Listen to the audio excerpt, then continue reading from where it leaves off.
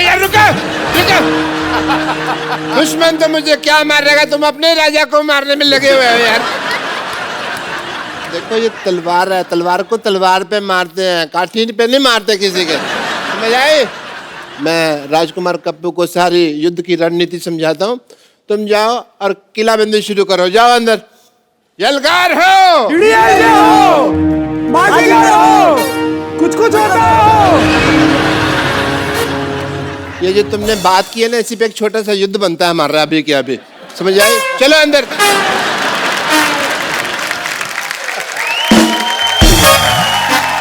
Ladies and gentlemen, patients and impatients, the Kapil Sharma Show.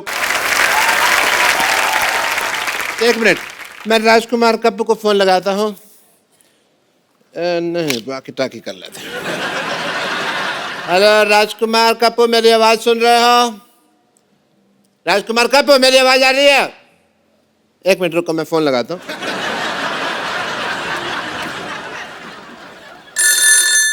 Hello, मैंने miss call दिया, call back कर रहा हूँ। हेलो, एक मिनट। हेलो, किधर से बोल रहे हो यार? बताओ कौन से फोन से बोल रहे हो? मैंने कॉल लगाया कि तुमने लगाया? मेरा फोन तो नहीं लगा हुआ ना, तुमने किया ना। हेलो हेलो हेलो डॉक्टर साहब। हाँ हाँ, आवाज आ रही है, थोड़ा और जोर से बोलो, थोड़ा और जोर से बोलो। अभी लात भी आएगी। आप क्या कर रही है? Hey, prince Kappu, how are you? मेरे कॉल को रिस्पॉन्ड क्यों नहीं कर रहे तुम? कौन से कॉल का रिस्पॉन्ड करूं? कहां पे किया आपने मेरे को फोन? अरे मैंने तुमको किया ना। तो ये वॉकी तो आप ही के पास है ना, टूलटरू मेरे को थोड़ी ना दिया आपने। क्या खाली हाथ से फोन उड़ालूं आपका? खैर तुम ये बताओ, युद्ध के लिए तैयार हो? बहुत तैयारियां मैंने कर ली हैं। पागल सुअर पकड़ने वाली गाड़ी बुलाई है, छुप सकते हो तो छुप जाओ। और ये क्या बन के घूम रहे हैं आप? ये किस स्कर्ट पहन के घूम रहे हैं आप? स्कर्ट नहीं है, ये युद्ध की ड्रेस है। मैंने सुना है कि हमारे मोहल्ले में कोई बादशाह अटैक करने वाला है, लेकिन आज मैं ये भी सोच रहा हूं कि उसकी विजय यात्रा को यहीं रोक दूं। एक बात बताओ डॉक्टर साहब। हाँ जी। अपने मरीजों के लूज मोशन तो आपसे रुकते नहीं, तो आप उसकी विजय यात्रा कैसे रोकेंगे आप?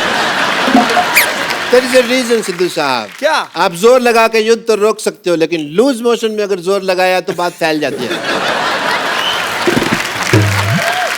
खैर तुम ये बताओ कि तुम्हें कौन सा हथियार चलाना आता है? मैं हथियार क्यों चलाऊंगा? इतना अच्छा शो चल रहा है हफ्ते में 2 दिन, तो क्यों हथियार चलाए हम? एक बात याद रखो कप्पू, जान चाहे चली जाए लेकिन दुश्मन को कभी पीठ नहीं दिखानी। बिल्कुल नहीं दिखानी। आपकी तो किसी ने देखनी भी नहीं। जेनिफर लोपेज थोड़ी ना हो आप कि आपकी पीठ देख के कोई खुश होगा।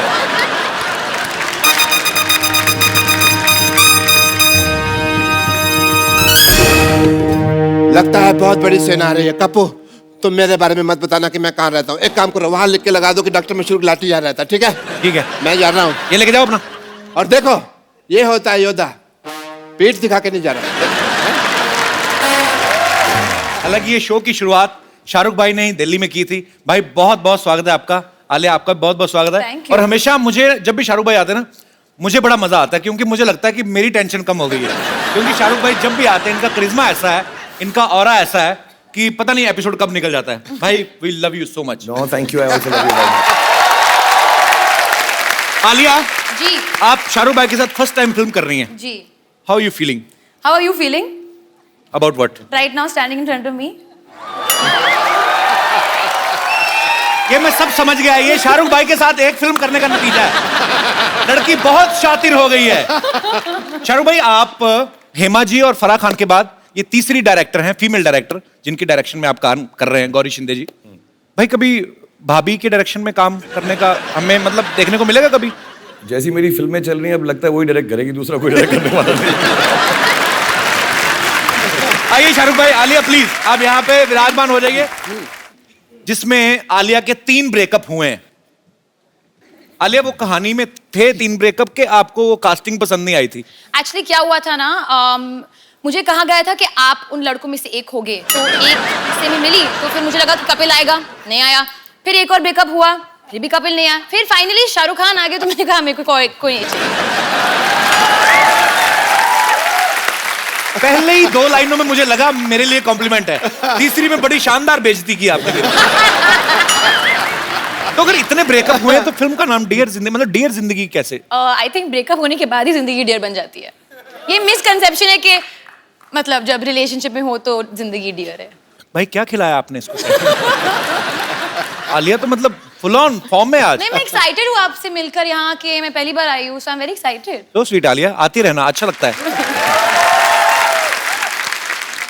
भाजी आलिया का ये कहना है कि आलिया को एक ऐसा लड़का चाहिए जिसका सेंस ऑफ ह्यूमर काफी अच्छा हो। तो बड़ा अच्छा 3 की रेटिंग वाला शो चल रहा है, क्या ख्याल है आपका?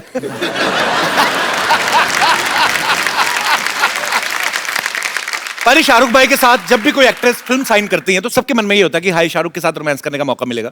इस फिल्म में डियर जिंदगी में शाहरुख भाई का आलिया का कोई लव एंगल है ही नहीं। तो इसमें किसको ज्यादा बुरा लगा, आलिया आपको कि शाहरुख भाई आपको? मुझे तो, मैं तो बच्ची समझ के गोद में लेके घूमता रहता था इसको।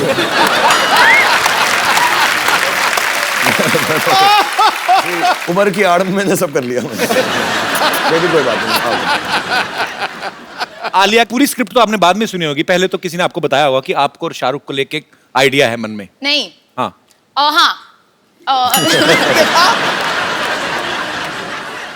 तो पहले मैंने स्क्रिप्ट सुनी, हाँ मुझे पता था कि वो उनके पास भी जाने वाले हैं, पर पता नहीं था कि वो हाँ कहेंगे या नहीं। अच्छा। तो मैंने हाँ कहने के बाद ही मुझे पता चला कि ये भी करने वाले। मैं गई थी उनके घर पे गीले बाल के साथ और मैं बहुत नर्वस हो गई थी क्योंकि मेरे बाल गीले थे। फिर उन्होंने कहा कि मेरे भी बाल गीले हैं तो तुम आ जाओ। हमारे ख्यालात मिलते जुलते, तब से ये मेरा लड़कियों को पटाने का तरीका है। यार जो वो कर रही होती है मैं उस वक्त कर लेता हूँ। मैंने ये भी कहा कि अगर एक लड़की को मैंने ऐसा भी कहा था कि तुम आ जाओ साथ में बाल गीले करते हो। इसको नहीं कहा।